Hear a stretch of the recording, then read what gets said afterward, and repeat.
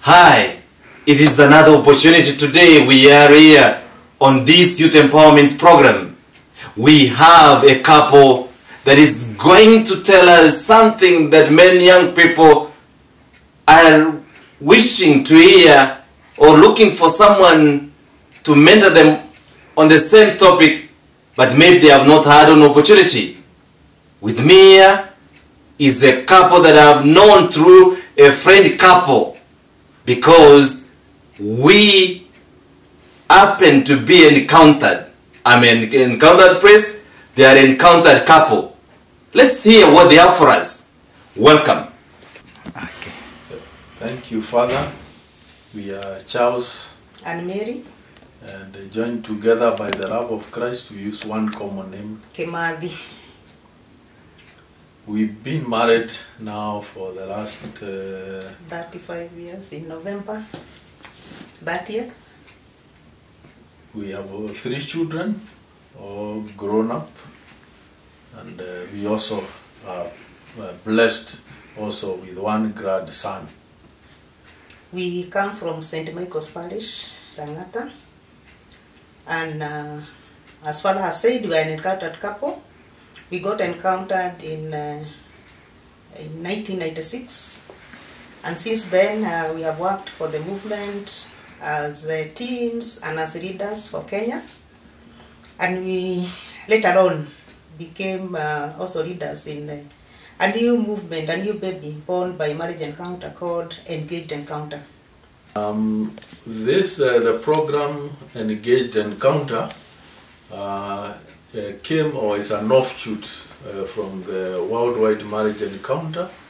The program was developed in order to help the children of the married couples who realized that soon after their children got married, they found that the children would go back to them because they were facing a lot of challenges, and as a result of that, the leadership in the movement developed the Catholic Engaged movement, so that it could try to help in the formation, because basically what was after research was done, it was found out that the young ones who got married, they went into marriage with very little or no preparation, and therefore a series of talks were prepared, all geared towards the formation, to preparing them, try to show them how to go about in their married life. So, and that is how the Engaged program started, and after we left leadership of the Marriage Encounter, we were tasked to establish that movement, and we are happy to say that in the year 2009 we were able to attend a program in South Africa, and they trained us and they helped us with all the materials we needed, and when we came back to Kenya, we started the movement, and we have on every year we have been able to present those engaged talks to the many number of young people getting into the sacrament of marriage. When I entered into the sacrament of matrimony, I had a lot of expectations. I had read books, but I wasn't really prepared for what I would expect when I reached my home. And therefore, I got married with a lot of expectations to Charles, who had been the love of my life for 4 years. We had courted for 4 years. So when we entered into marriage, life was good, the first 2 years. And the first year was the year that I was expecting my first child, Shiko. So when the baby came and we started now to really experience life together, me and Charles, we started having some challenges. I had expected that Charles would help me with the housework and, you know, everything would go on as we used to do when we were dating. But I realized that though these were my expectations, it was not to be. Charles went out with his friends and left me in the house. And this made me rethink and feel like this is not what I expected in my marriage. And therefore, our marriage, our happiness began to wane. And therefore, I had to look for an alternative. I had to look for a solution. First, because we were just living the two of us, I had to look for house help. That is to help me now with the housework.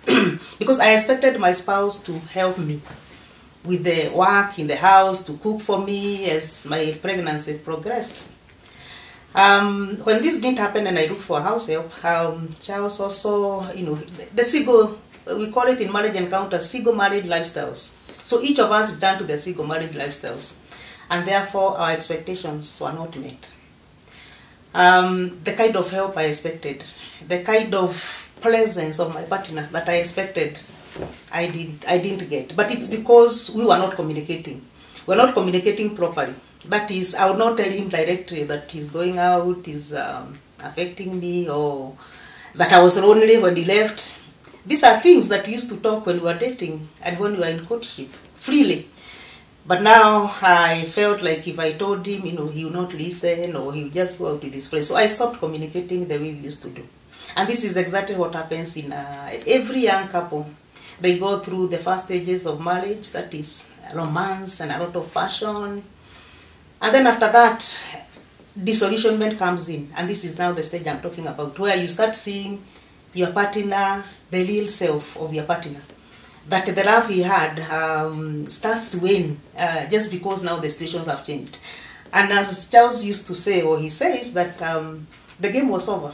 The chasing was over. So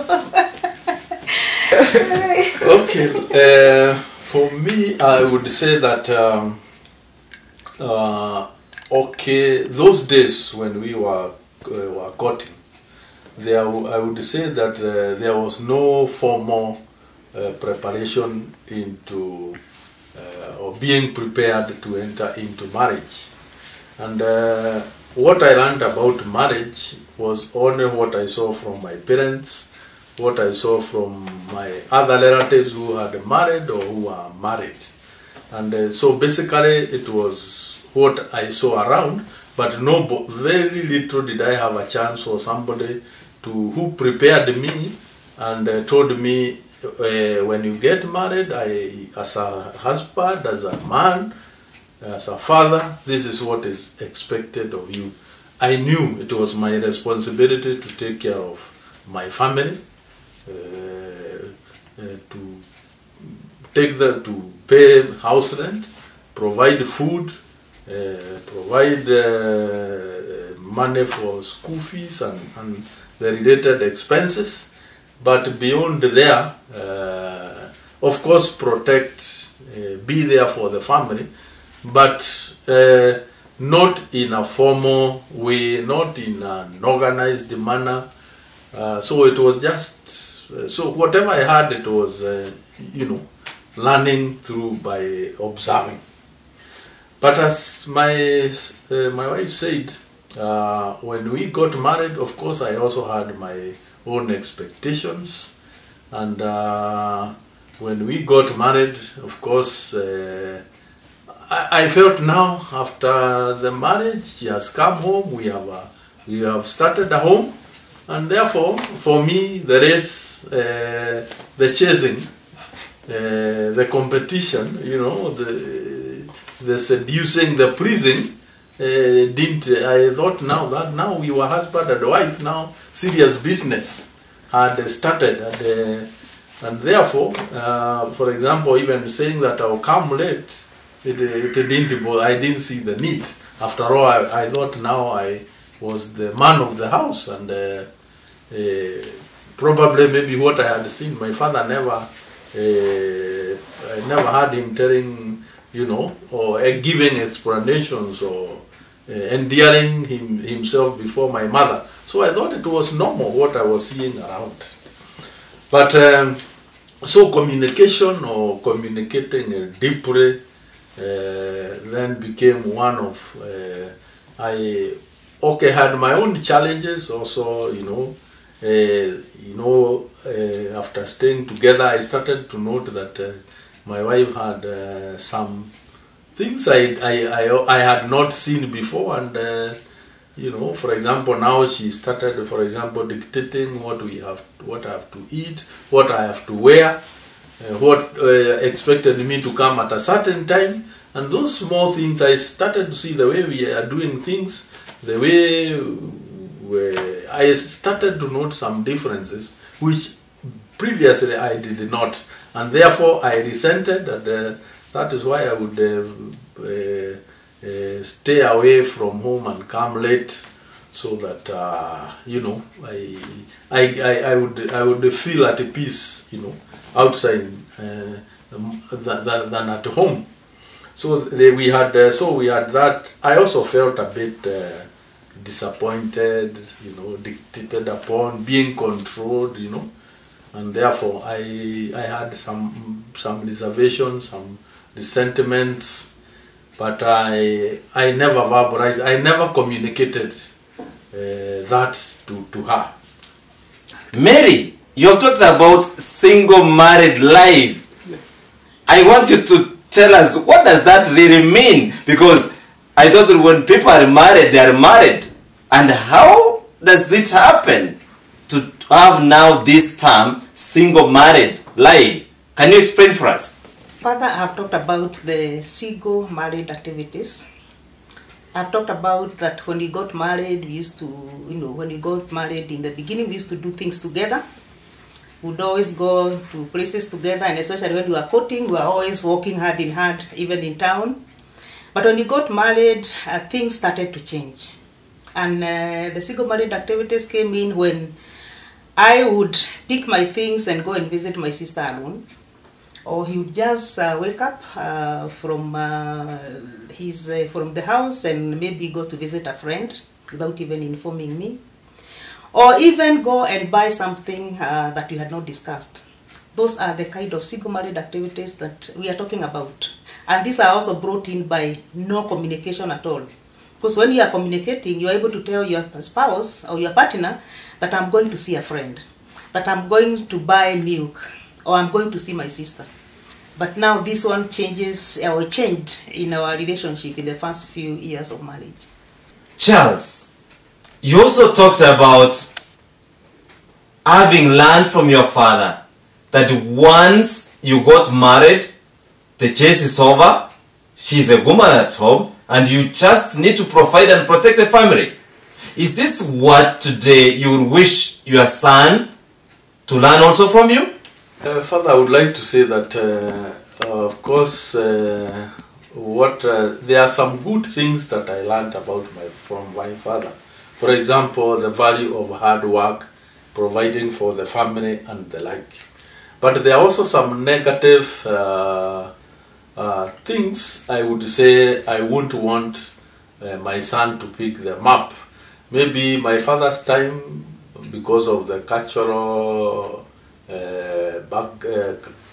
cultural setting then, what was maybe seen as the man, things for them, how men are supposed to, in a cultural setting or expectation. For example, one of the things that I found difficult when we started our marriage, when we in the city, back home I never saw my father holding, or babysitting. And therefore, for me now here, I find myself with my daughter. My wife expects me to hold her when she is cooking, feeding her with milk with a bottle, or even changing nappies. For somebody who had grown in the village, or even going to the kitchen even to cook, was a bit difficult for me. But I would say times have changed, and today I would say it is about helping one another. I know there's what is the role of the man, but when it comes to helping one another, like for example taking care of the young one while my wife is doing something else, it is okay, it is good, and I would say that we have also to adapt. We are meant to help one another. No one is a slave of the other. It's all about the family, ourselves assisting one another. I would want, when my son gets married, I would be happy to see him helping his wife. I agree with you, Charles. Cultures affect us, the way we think and the way we grow. I also come from a culture that once you are circumcised, you don't step to the kitchen of your mother, neither do you do women duties. But today, we are living in a culture that demands us to grow, to become, and especially what we always emphasize in marriage, partners.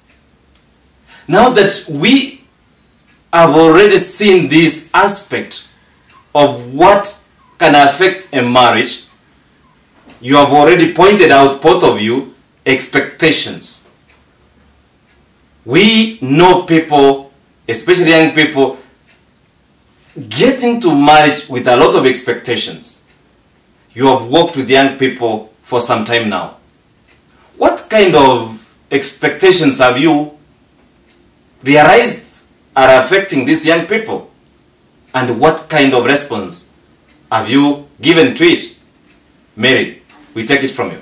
It is true, Father, that expectations are some of the issues and the challenges that the young couples are dealing with, and even those who are entering into marriage.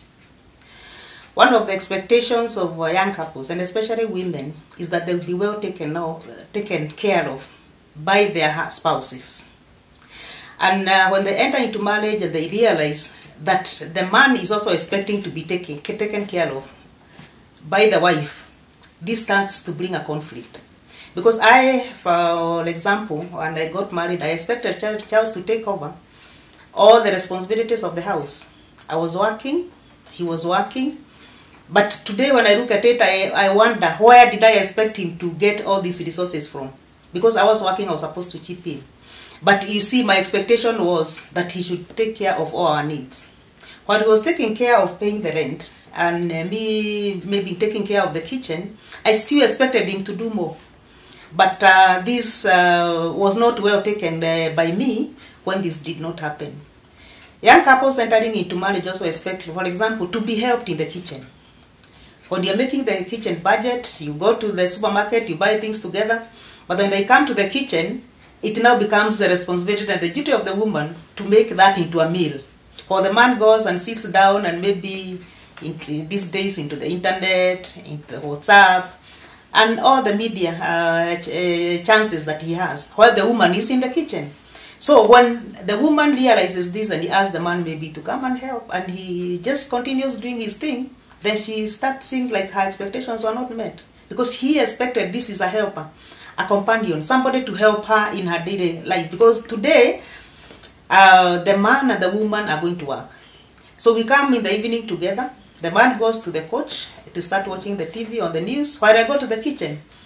And I'm as tired as he is. So this brings also a lot of conflict. Because I see like, he was supposed to be my helper. Now he's not helping me. I'll do it today, tomorrow, 1 month, 1 year. But I also start getting tired. And I also start now asking him to come and help. But now he's also, for that period that he sat down, he's used to this. So when I ask him now to come and help, he'll see like I am developing some other attitudes. And he'll say, you have been doing it all this time. Why are you asking me to help now? So I should start it from the time I feel that he should help me. This is the time that we get married immediately. When I see that he's not doing some of the things that he's not supposed to do, I'm supposed to communicate and not keep quiet. So from the very beginning, we are moving at the same pace. As my wife has has lightly put it, actually unmet expectations are one of those challenges affecting young couples who are married. One of the problems is because during courtship, the couples don't talk about money. This is something that needs to be talked about so that they know their strengths, they plan about their money, and you would be surprised further to know that even some spouses do not know what the other one is earning. And therefore, for example, you find that my wife may only imagine that although she sees me every day going to work and very busy, she may imagine I have a lot of money. And because of that lack of openness or disclosure, so she has a budget or a figure in mind that she expects me to bring home and probably meet all her expenses, all her needs. But I also wonder nowadays, for those couples who both happen to be working or have sources of income, and especially the young the ladies, there are also some are even earning even more than their partners, and it would also be important for them to share, and probably if both would come out clean and lay everything on the table, plan or budget together, maybe this would reduce that problem. But because in many homes people just use their money without a budget or without a planning, I think this is where the source of conflict and met expectations, wanting also to be wondering, why can't my husband be like John, the family of John, and so comparing us with another family, but not knowing that what we earn, both of us, is not the same like the family next door. And therefore, a lot of unhappiness and met needs and met expectations, and this brings in some kind of feeling that you have not achieved your goal. When you are young, the desire or the dream is for a successful marriage, a happy marriage, where maybe you have all what you wish to have, but because of those shortcomings, people are not communicating, people are not sitting together to dialogue, to know what the other is earning, plan together, make decisions together. I think this is where further all these challenges are coming from. Lovely, Charles and Mary, the way you are giving these insights. And I'm really happy that you are telling the young people what maybe you were not told. When we talk about expectations, obviously in any business or in personal growth, expectations, we expect them to change. The same way with goals. But I think there's something that needs to be maintained for a marriage to work.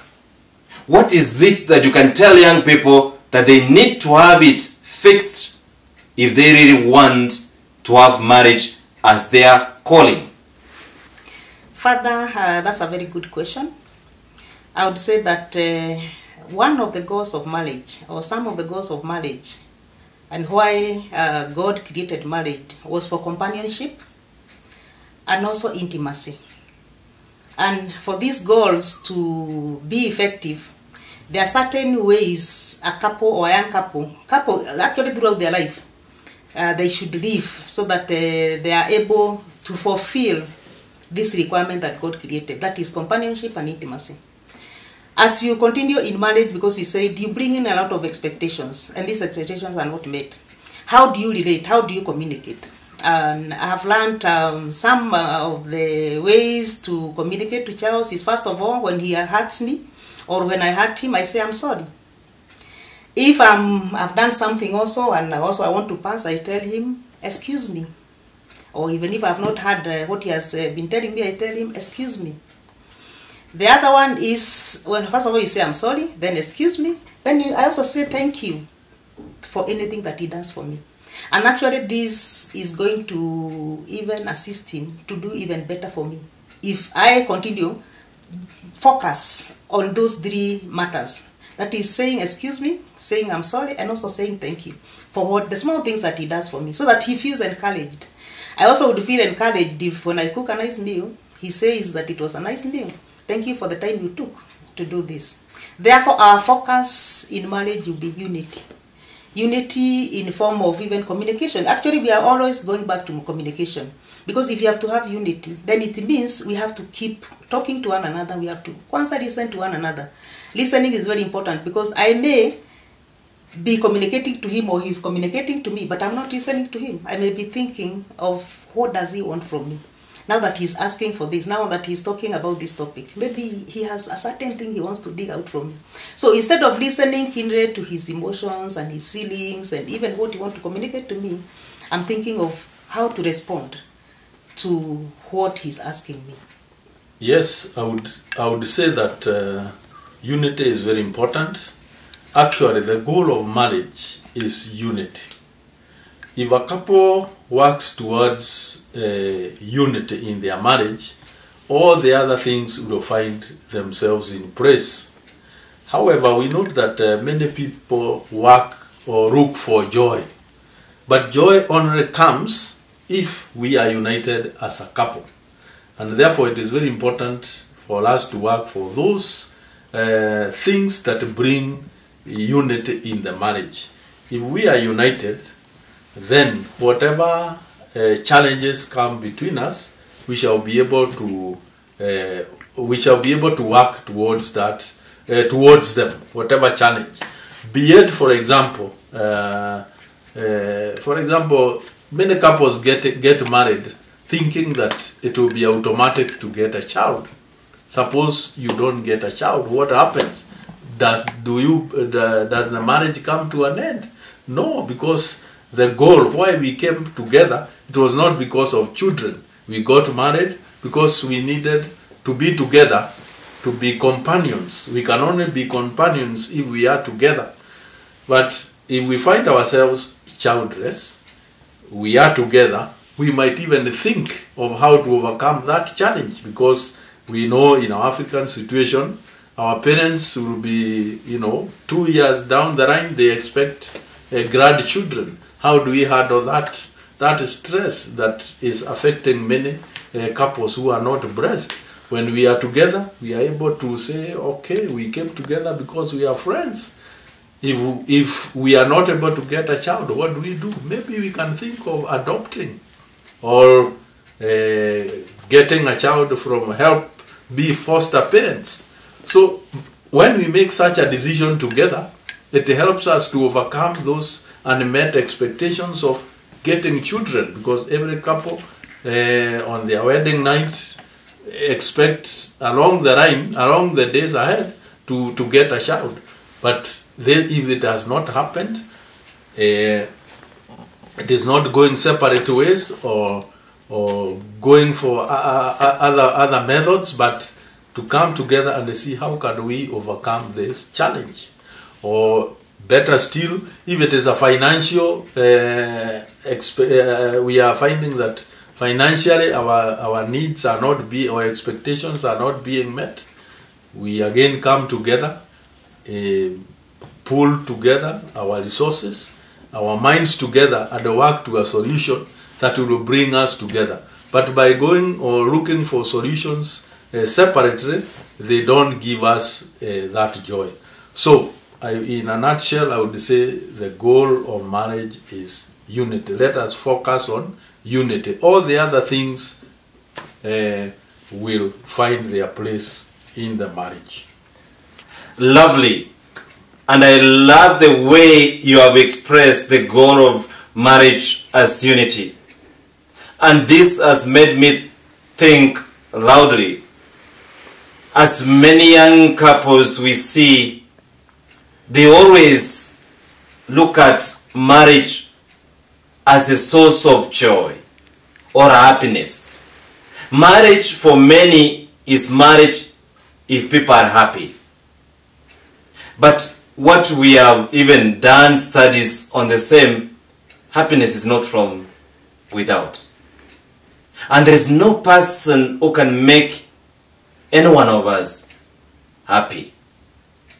Charles, I don't know whether you can say your happiness is determined by Mary, or Mary, that your happiness is going to be determined by Charles. But one thing I want to believe, and you will help us clarify, what brings that joy then in your marriage?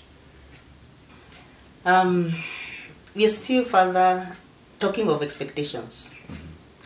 And some of my expectations was when I got married was that I'll get a lot of joy in this relationship, in my marriage with my spouse. And as we stayed along, I realized that I had to give away some of myself, that is my self-ego, so that I could live a better marriage. For example, me and Charles have different personalities. As an organizer, I like to do things in order, on time, and at the expected time. Charles is the opposite. And in our marriage, we had a lot of conflict in this. And I realized that I had to give away some of my organizational values so that we could be able to move on well with our marriage. So that if I had said, for example, we are going to leave this house, we are going maybe to visit our parents at home, and we are leaving here at 8 o'clock, and Charles at 8 o'clock he's still maybe showering, then I had to say I have to be patient. So I had to develop that value of patience so that I could be able to live this marriage. So ego, I had to shed off some of my ego so that I can be able to live with Charles. One other thing is that, the timekeeping is one of them, and the organizational aspect of it, that I like to organize my things so that when we are leaving, we just go. But I realized that my spouse is that spontaneous person who would just decide the last moment that this is where I want to pass, or this is what I want to do. So that way also it used to bring a lot of conflict. So I had to shed that. And I be patient with him and say, okay, we are leaving at 8. Now this is 9 o'clock. Let me still wait for him. So by doing that and by being patient with him, at least also he came up, because in marriage you have to help one another to overcome your weaknesses and also to bring out your strengths. So to be able for him to bring up his strengths, I had to be patient and I had also to cool down a bit so that I can give him time to do exactly what he wanted to do so that he can do what he likes best. And that also, when I learned that, I think our marriage started to improve, because I realized I had to shed some of my, some of my values so that I can accommodate my spouse. Okay, for me, my personality is very different from hers. Me, I'm a helper. And the helpers are people who like doing things spontaneously, and they are people who like building peace, building bridges, not liking to annoy people and the like.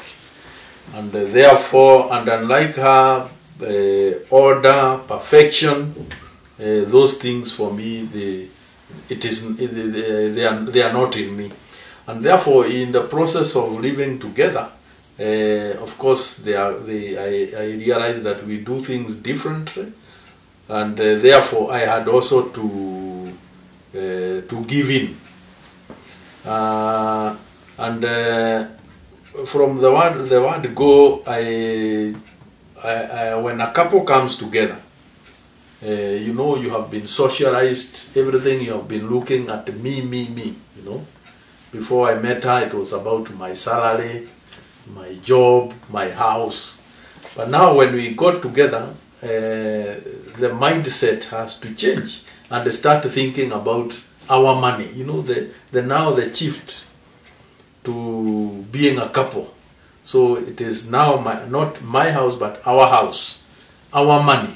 So it means I have to give part of me, I have to sacrifice part of me so that I can accommodate her, and therefore try to come a blend or come up with the we now. And it is not the we and the me. There is always a tag. There is always a constant fight between the two, because the two are opposites, and therefore it is upon me. I have to keep reminding myself. For example, maybe I want to just go away, be quiet, alone, but I realize that no, although that is the best thing to do for me then, but is it good for the we? And therefore I have to quickly remind myself that you are no longer me, but we are now we.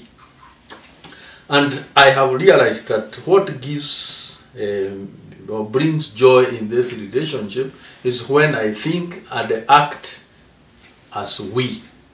When, for example, instead of going away and be with the men and we drink and have good time with the boys, when I involve her in those kind of plan or situation, there is more joy, there is more happiness in this relationship. Also, I have found when I sacrifice, for example, I do things that maybe she does not expect me to do. For example, buy something which is not in the, for example, in the kitchen budget. This makes her happy and brings a lot of joy and happiness in our relationship.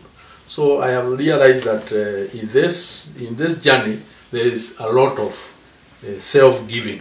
Deny the self, sacrifice the self for the good of the two of us. Great. And this is something that many of the young people may not be aware of. The personality that they ought to have, or who they are.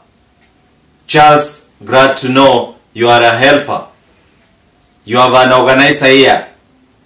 Look, you have different traits, but because of sacrifice, you have accepted to accommodate the other. And this is the message that we want the young people to know. They need to know who they are so that they may be able to let that be the source of joy for their spouse. Now I want to ask this, and maybe you are free to tell us, what kind of trait do you think that has affected or influenced your children? Would you have sat together at one point and said, how will we help our children to become conscious of who they are and how they need to live their life? We've just talked about our personality styles.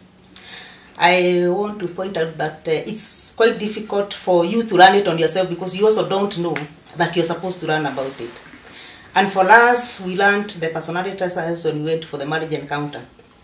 For the young couples who are entering into the sacrament of marriage, they will also learn this if they come, and they are also prepared through the Catholic engaged encounter.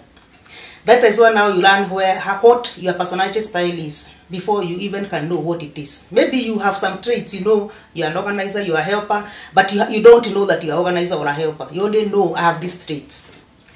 And for us, when we learned it in marriage encounter, that was the beginning of our challenges together being addressed.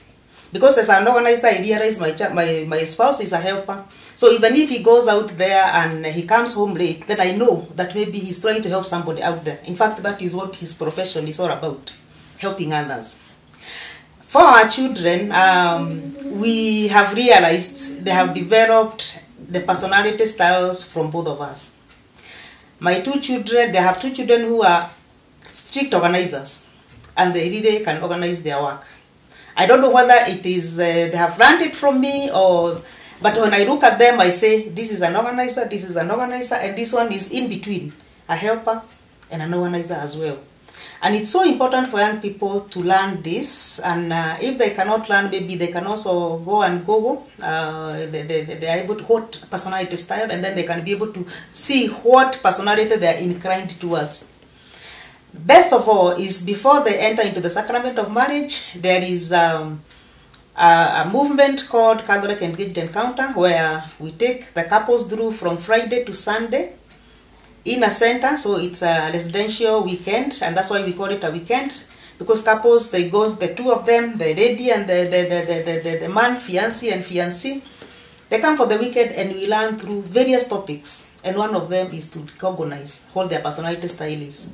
And from there, when they learn their personality style, I think what you're talking about, the goal of unity, communication, it will just now come out automatically, because they have run together in a very enabling environment, and when they go home, they're able to practice. So it is easier for them. For those who are not have not been able to go, they will still go through the kind of challenges that we went through further. And that's why we would recommend the young people who are getting into the sacrament of marriage, please come for the Catholic Engaged Encounter, where we will learn through so many of the topics that are challenged for young people. And communication being one of them, because even when you are learning the personality style of your spouse, you still have to communicate to them. You still have to tell them, that this area I do not like, so that he's able to bring it up. Otherwise, if you keep quiet, you're not able to communicate to him, it means he continues doing the same thing. So communication is still very important, and it is one of the major topics, one of the main topics in the Catholic Engaged Encounter weekend. And therefore, it's at this moment, maybe the young people who are deciding to get married, it's something that we would very much recommend. Adding to what my wife has said, it is very important to know who you are. It helps to know who you are, your personality. Is searching deep into yourself and know who am I? Who am I? What kind of a person am I? And she has talked of an organizer. The second one is my personality, which is a helper. We also have another major personality of a spontaneous person. Spontaneous persons are those people who, for example, are more inclined to do their things, you just wake up, you do your things without much reflection, and you find yourself like just doing something just at the spur of the moment. And the other one is, apart from, then we also have the fourth one, we call them thinkers. Thinkers are people who, before they do anything, they give time to reflect, to think, and so therefore whatever they do, it is well prepared, because they have given it time to think about it, to look at it from more angles. What is the ideology here? What is the philosophy here? And therefore, that is who they are. All these four personalities, we know that we all have, those are the dominant ones. But each of us has a trait of, nobody is just an organizer. We have got traits of the other three. But there is what comes out more about me, which we can say defines who I am. And knowing these things is very important, so that even like she has said, we have also been able to identify our children. And therefore, when we know this is an organizer, we know when she is telling us we have a dinner to share together, the organizer, we know she has made everything is prepared, everything is done per the book, per the rules. And you are expected to be on time, you are expected to behave in a certain way, and everything is conducted in an orderly manner. And we appreciate who they are, because we know that is what is in them. And so it has helped us to interact with them, to relate with them. We know when she is doing this, it is because of her personality, and we cannot change who we are. This is me, and you have to take me with. And each personality has got its strengths and weaknesses. When I am a helper, like myself, some things, my traits have got, sometimes they annoy her.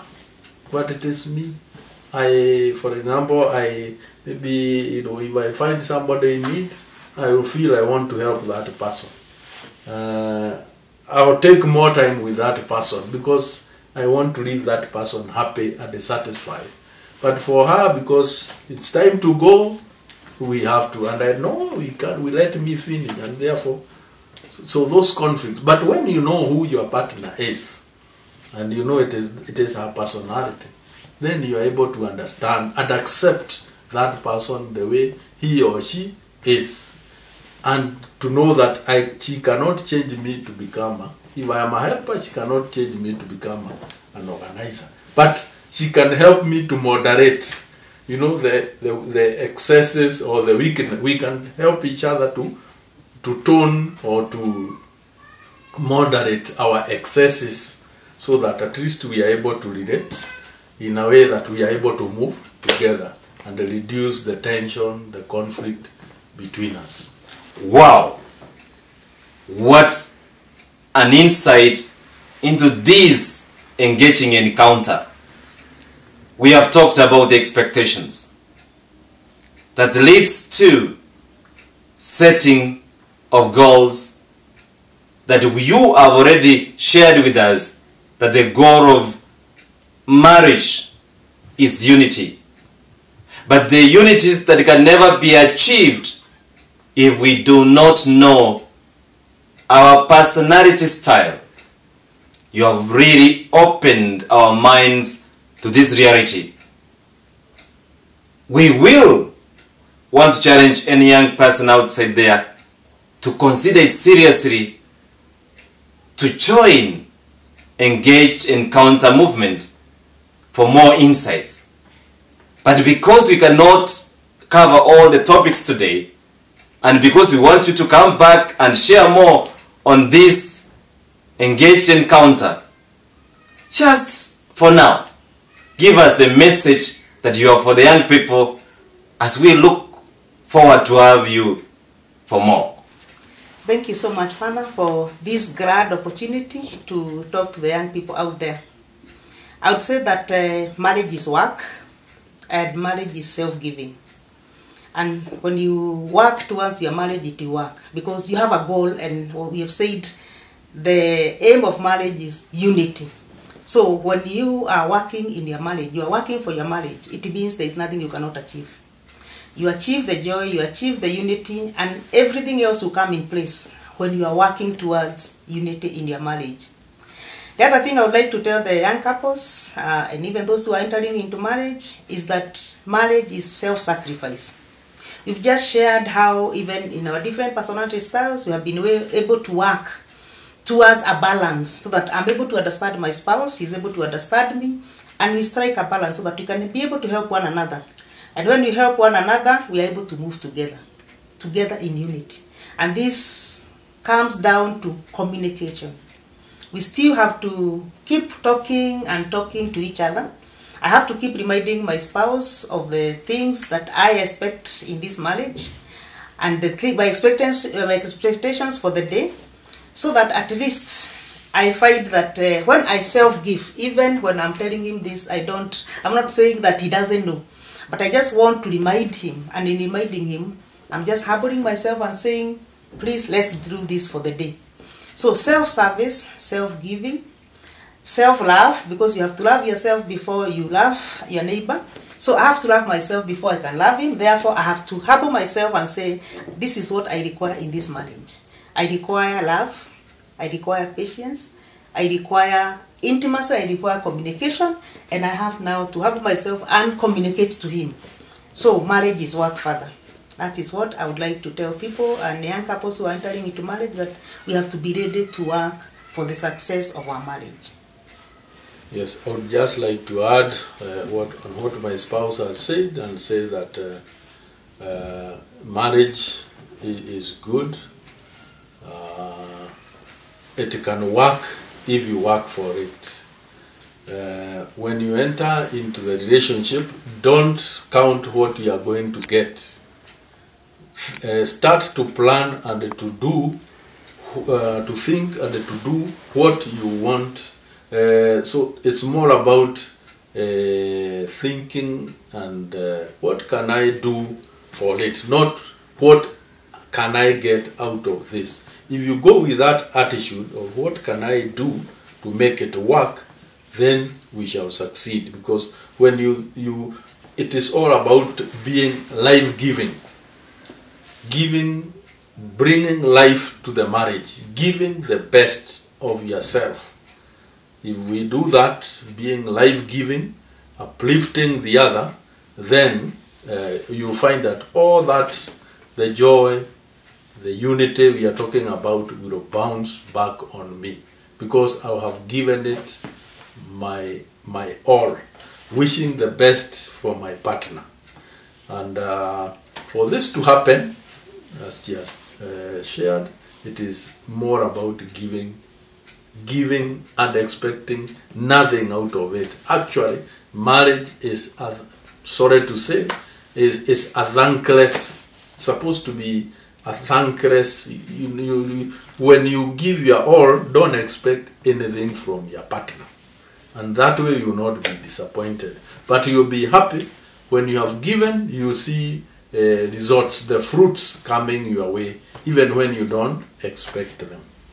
And for this to happen, I would urge the young people, please give a try. Marriage, we know, is the only institution where people graduate before they go to school. Now we have the Catholic Engage Encounter. This program is very helpful. Those who have given a try have gone home very fulfilled, armed with with the tools they need to steer their ship in the troubled waters in the sea. So please come, let us learn together. We shall equip you with the skills, with the knowledge that you need. We shall be able to assist you to see marriage from the inside. You are used to seeing marriage from the outside. We will give you a chance to see marriage from the inside, and to help you to make your own decisions and plan your marriage together in this lifelong commitment. Thank you. It is a gift to have Charles and Mary on this program. In every program we have had on this youth empowerment, I've always said, each day we are adding people who are full armed to make a difference. Today, Charles and Mary, with all the insight you have brought, you have even now not only brought yourselves, but you have brought another program.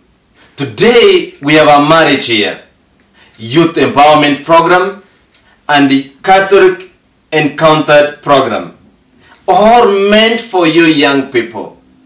Because what you didn't know, here are people with experience ready to prepare you to get what you want. I've always said in the empowerment program, we are always ready to listen to empower you. They are ready to accompany you to achieve the unity that you wish to have in your marriage. We want to give thanks to God for the gift of Charles and Mary, and for your children who have joined this program, that the good Lord together may give us the opportunity to transform the society, because we believe the family is the foundation of all that we look for. And if the family doesn't work, then nothing will work. Thank you for being there to save the family and the future of us all. Looking forward to see you in the next program. Amen. Thank you.